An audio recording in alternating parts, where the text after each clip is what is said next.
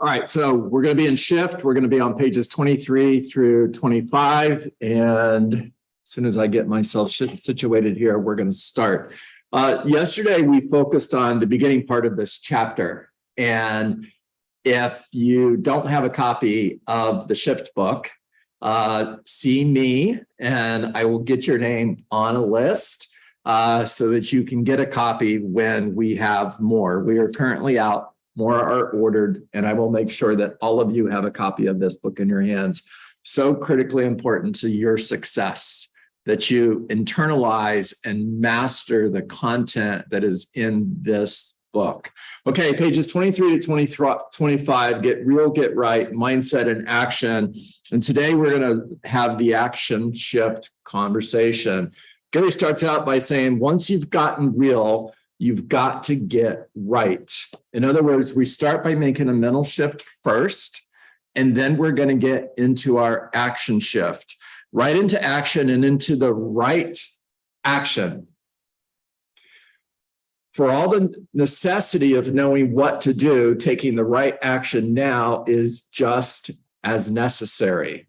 The difference between a career worth having and a career, love that word, career worth heaving, is the amount of focused action you take every day. So 3 questions, I want you to write them down. What is focused action?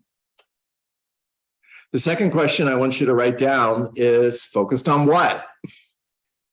If I'm in focused action, what is that? And what am I focusing on? And then the last question is, what percentage of my day am I spending on focused action on the right activities? Now, these are questions for you to answer later, not now. And there are questions that you should look at every day just to check in and make sure that you're focusing on the right things, that you're focusing on the right activities. If I'm giving the answer away, you're focusing on the 20%. And then track how much time you spend on those actions daily. If you track this, I promise you're going to be you're going to be surprised with the results that you get. In other words, you think you spend more time on the 20% than you actually do. All right. It's about knowing what to do and then doing it. Knowing for knowing's sake is not good enough. You have to know for doing's sake. So it's knowing what to do and then taking the action in order to do it. When you know what to do, it's time to move from inspiration to perspiration.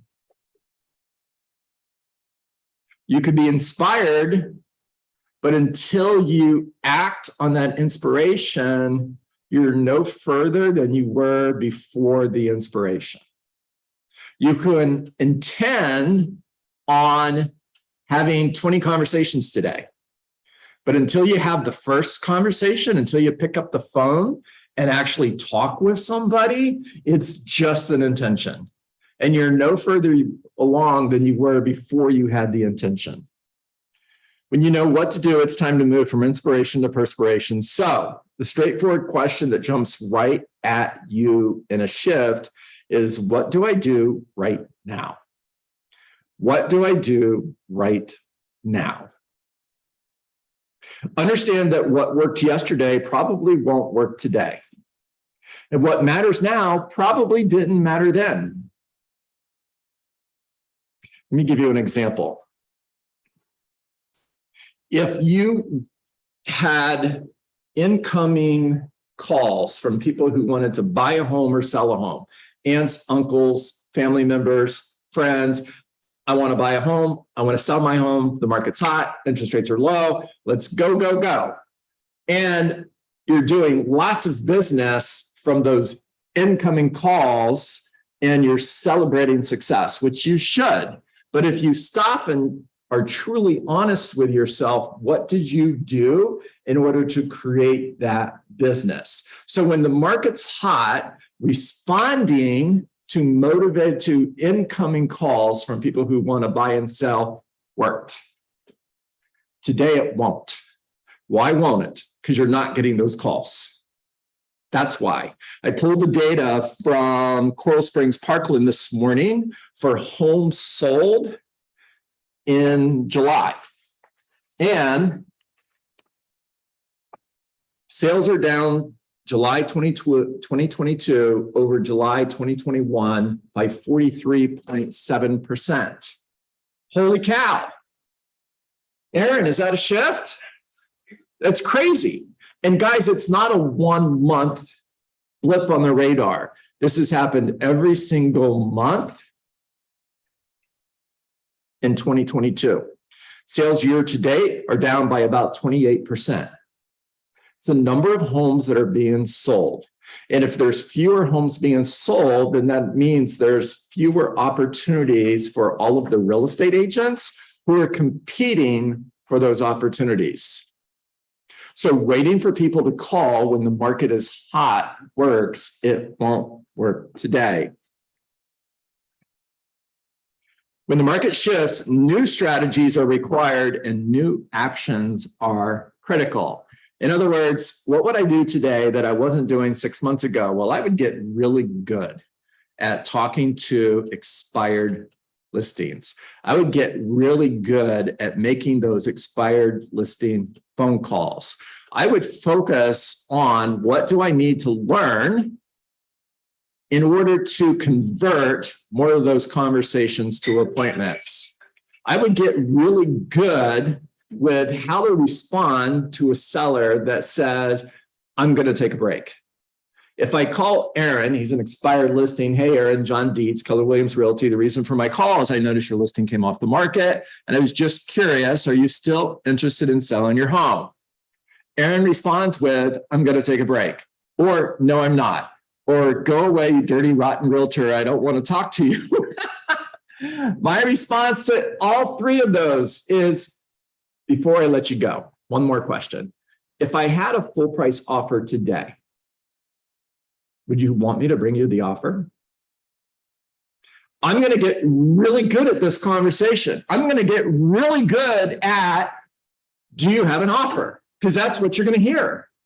And my response is going to be, well, that's a great question. And I won't know until I see your house. That's exactly why we should get together. I just need 10 or 15 minutes to pop by so I can take a look at your home and potentially bring you an offer. I mean, after all, if you knew I was going to bring you an offer, Wayne, would you want me to see your house? I would want to see the house. Yeah. You know, just out of curiosity, if you said no, and you're still in your home 6 months from now, and I sold your next door neighbor's home, and you find out that I could have sold your home and I didn't because you said no, and now your home is worth less money, how would you feel about that? I would be concerned, considering leaving. There you go. I would get really good at these conversations. All right. One way to look at the necessary actions is by roles, yours and others. The challenge you might have is you thought there were some roles that you had delegated to others, only to discover that you hadn't done so successfully. The net result is that you must personally start doing certain tasks again. Now, I'm talking to all of you team owners out there. I'm talking to all of you who have ISAs, who are lead generating for you. I am talking to anyone and everyone that has leveraged part of their real estate business to someone else, that possibly that activity you leverage, you would be better off taking it back. Now, in 2021, I coached a mega agent that shared with me his one thing was to back out of the day-to-day grind of working in his business. That was his one thing, right? John, I've got to find a way to work fewer hours. I've got to find a way to get out of the daily grind of doing the task of being a real estate agent. And year to date, this year, his sales are down by $7 million in closed volume. True story. Is it possible that he needs to take some of those activities back that he gave away because he wanted to get out of the grind of doing real estate day to day? The answer is yes, by the way. All right, the critical actions that you identify must be carried out by you or personally overseen by you on a daily basis.